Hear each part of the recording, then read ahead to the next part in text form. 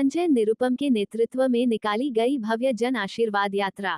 कई हजार लोगों का मिला जन समर्थन। दिंडशी विधानसभा अंतर्गत कुरार विलेज में संजय निरुपम के नेतृत्व में मिथुन सिंह द्वारा भव्य जन आशीर्वाद यात्रा निकाला गया।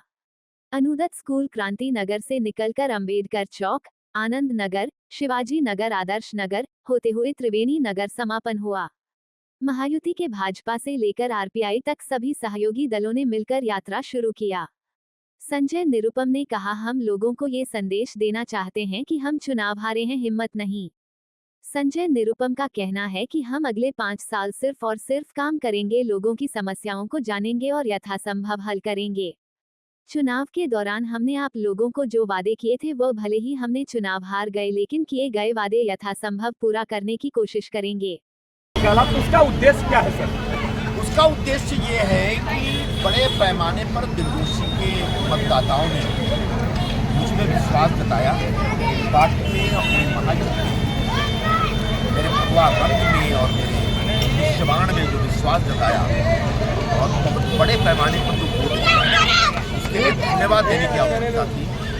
मैं आज बाहर निकल करके रस्ते को करके पूरे दिलदोशी वासियों को मतदाताओं धन्यवाद दिया।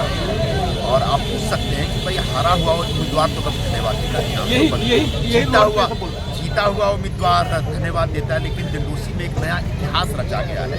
यहाँ जो जीता है उसने धन्यवाद नहीं दिया, उसने कोई यात्रा नहीं निकाली, और मैं जो हारा हूँ मैं यात्रा निकाल रहा हूँ। क्यों? क्योंकि जो बड़े पैमाने पर लोगों ने मुझ पर विश्वास जताया है वह विश्वास बेमानी नहीं जाना चाहिए, व्यर्थ नहीं जाना चाहिए। उस विश्वास का एक अर्थ है, उस विश्वास को मैं सम्मान देता हूं और वह विश्वास जताने वालों को मैं आश्वासन देता हूं कि आने वाले दिनों में आपने जिन वजहों से मुझ में विश्वास जताया है उन वजहों को लेकर के मैं तैयार हूँ, और आपकी जिन समस्याओं के लिए मैंने आपको वचन दिया था मैं उस वचन से पीछे नहीं हटूंगा।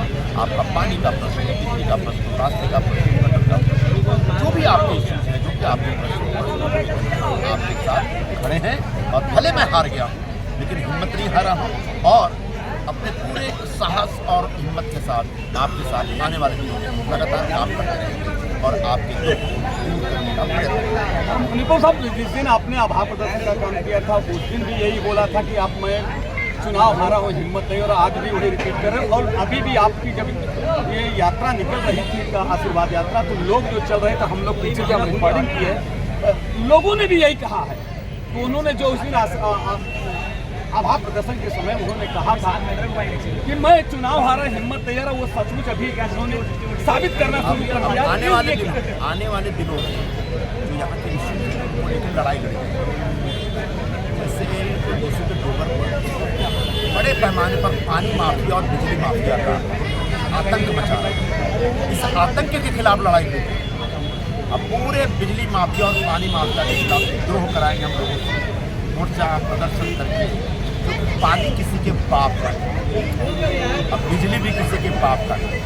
सुप्रीम कोर्ट ने आदेश दिया है हर व्यक्ति, देश के हर नागरिक को बेसिक एबिलिटीज है वो मिलनी चाहिए, और दिलाने की जिम्मेदारी हमारी बनती है, प्रशासन की बनती है, अथॉरिटी की बनती है। तो अगर किसी गरीब को पानी नहीं मिल रहा है या उससे जबरदस्ती शोषण करके महंगा पानी दिया जा रहा है, जो 5 रुपये 6 रुपये यूनिट की बिजली उसका शोषण करके 18 रुपये और 20 रुपये में दिया जा रहा है, इस शोषण के खिलाफ लड़ाई लड़ी जाएगी।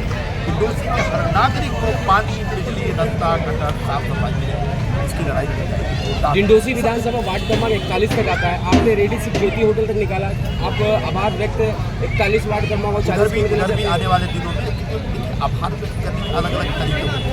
आज जैसे हमने एक बड़ा एक यात्रा निकालते हैं, तो वहाँ पर हम क्या करेंगे, मीटिंग रखेंगे और साथ दिया हमारे साथ उन लोगों को बुलाकर उनके साथ, क्योंकि आपको चाहने वाले 41-40 में भी बहुत जन हैं, वहाँ पे भी उनके आभार की मालूम है, उनके बीच जाएंगे।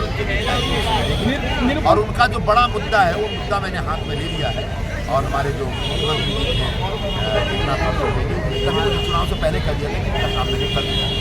निरुपम साहब, जिस तरह से आपने खुली चुनौती आप ले रहे हैं, जिस तरह से भारतीय जनता पार्टी के लोग जिस समय आपने प्रवेश करने की कोशिश की तो यही डर था कि हम अगर संजय निरुपम आ जाएंगे तो हमारे जो ये काम धंधे हैं वो बंद हो सकते हैं। और इसी प्रकार से आप सिंधे गुट में भी शामिल हुए कि जिस तरह से अवैध धंधे चल रहे हैं उसमें जो संलिप्त लोग हैं उनको आज भी डर सताने लगा। कुछ दिन 2 दिन पहले ये बात हो रही थी कि अब पानी और लाइट दोनों कटेगा जिस तरह से वन विभाग में, तो इनकी क्या होगी? जो अवैध रूप से जला रहे हैं उनको लाइट पानी मिलेगा कि नहीं? सबसे पहले किसी पार्टी को बीच में मत लाइए। हमारी पार्टी हमारे पार्टी का हिस्सा है और इससे जुड़े सभी लोग हमारे साथ हैं। लेकिन जो अवैध धंधा कर रहे हैं, जो जन सामान्य का शोषण कर रहे हैं, जन सामान्य की जिंदगी को बर्बाद कर रहे हैं, तबाह कर रहे हैं, ऐसे अवैध धंधा करने वालों के खिलाफ लड़ाई लड़ी जाएगी।